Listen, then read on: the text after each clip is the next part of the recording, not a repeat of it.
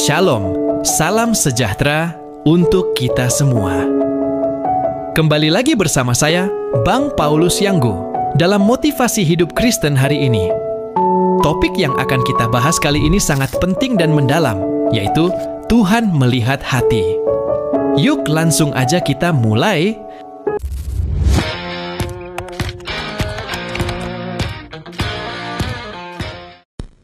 Teman-teman, seringkali kita terlalu fokus pada apa yang tampak di luar. Kita menilai orang dari penampilan, status sosial, atau pencapaian mereka.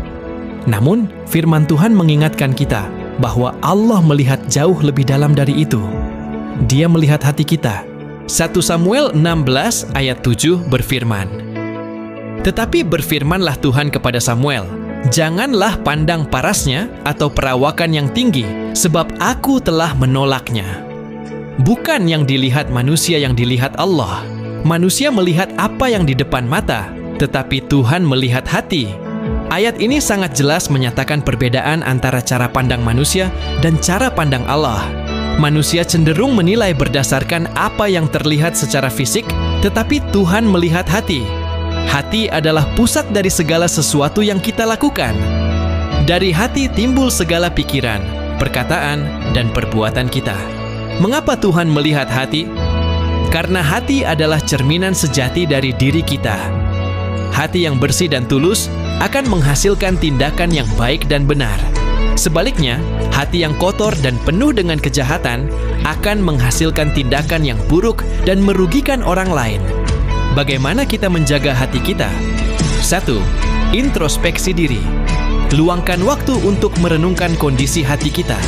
Tanyakan pada diri sendiri, apakah hati kita sudah bersih dari segala niat buruk, iri hati, dan kebencian?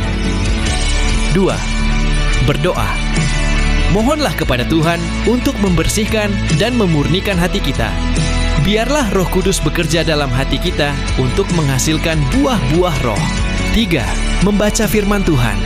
Firman Tuhan adalah pelita bagi kaki kita dan terang bagi jalan kita. Dengan membaca dan merenungkan firman Tuhan, kita akan semakin memahami kehendak-Nya dan mampu menjaga hati kita tetap bersih. 4. Bergaul dengan orang-orang benar. Pergaulan yang baik akan memengaruhi hati kita menjadi lebih baik. Carilah teman-teman yang seiman dan saling membangun dalam iman. Implikasi dalam kehidupan sehari-hari. Memahami bahwa Tuhan melihat hati seharusnya mengubah cara kita berinteraksi dengan orang lain. Janganlah kita menghakimi atau merendahkan orang lain berdasarkan penampilan atau status mereka. Sebaliknya, berusahalah untuk melihat mereka sebagaimana Tuhan melihat mereka, yaitu sebagai ciptaan yang berharga dan memiliki potensi untuk menjadi lebih baik. Selain itu, kita juga harus berhati-hati dalam setiap tindakan dan perkataan kita. Ingatlah bahwa Tuhan selalu melihat hati kita. Janganlah kita melakukan sesuatu hanya untuk mencari pujian dari manusia, tetapi lakukanlah segala sesuatu sebagai persembahan yang terbaik bagi Tuhan. Kesimpulan, firman Tuhan dalam 1 Samuel 16 ayat 7 mengingatkan kita untuk tidak hanya fokus pada penampilan luar, tetapi lebih memperhatikan kondisi hati kita. Tuhan melihat hati, dan Dia akan memberkati orang-orang yang memiliki hati yang bersih dan tulus. Marilah kita menjaga hati kita dengan introspeksi diri, berdoa, membaca firman Tuhan, dan bergaul dengan orang-orang benar. Dengan demikian, kita akan menjadi berkat bagi orang lain dan memuliakan nama Tuhan. Nah teman-teman, demikianlah motivasi hidup Kristen hari ini. Semoga motivasi hari ini memberkati dan menguatkan kita semua. Sampai jumpa di lain kesempatan. Shalom, Tuhan Yesus memberkati.